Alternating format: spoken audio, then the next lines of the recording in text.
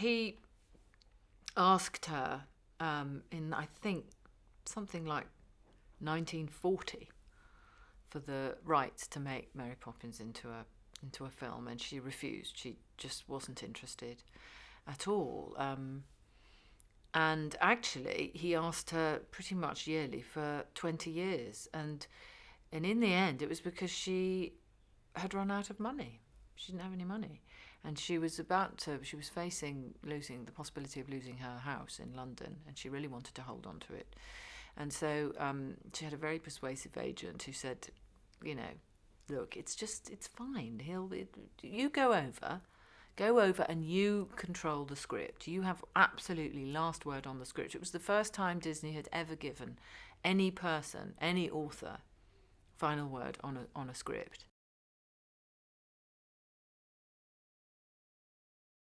The Sherman Brothers had this was the first movie they'd been given, the first full score that Disney had given them to write, so they were thrilled. But he hadn't told them when they started writing that he hadn't got the rights, and Pamela had not agreed to sign anything until she'd seen the script, until she'd gone over and worked with them and heard it all. So it was during their work together that these poor boys, who were young, at the time, found out that all this work they'd been doing might have been for naught.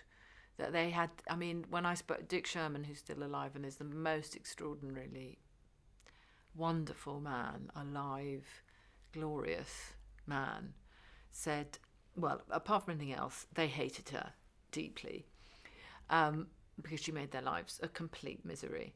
But when they found out that they'd done all this work and they'd done this extraordinary work, the score of Mary Poppins is genius. It's pure genius. Can you imagine the feelings that, the great man himself had still not got the rights to this piece, and they might never hear their songs, ever.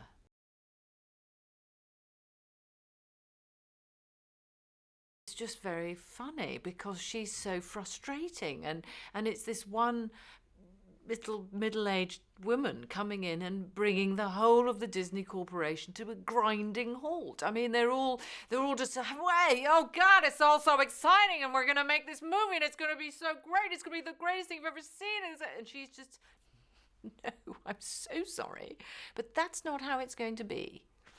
So it's bliss to watch that.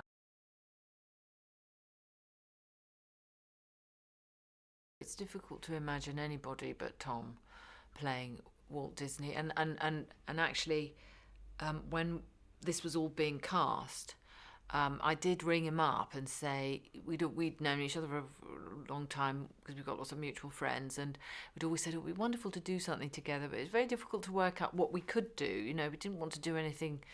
It would be very unlikely that we'd be asked to do anything romantic, and we weren't sort of, what could it be? And I rang him up and said, this is just so perfect. And he's fascinated by Disney and knows a lot about him. So for him, it was, it was a labour of love, I think, because he's always been so interested in Disney, and there's something faintly similar to the pair of them. Their popularity, their enduring popularity, and their a sort of everyman quality, and a huge kind of charm, and yet the power and scope of an emperor. They've both got those qualities.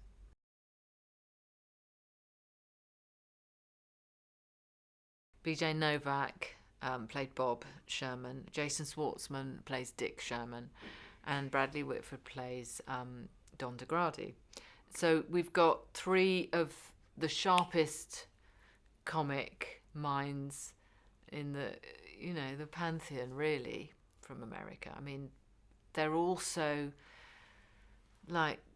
scalpers. They're so funny and so original, all three of them. And perfect, therefore, for those guys.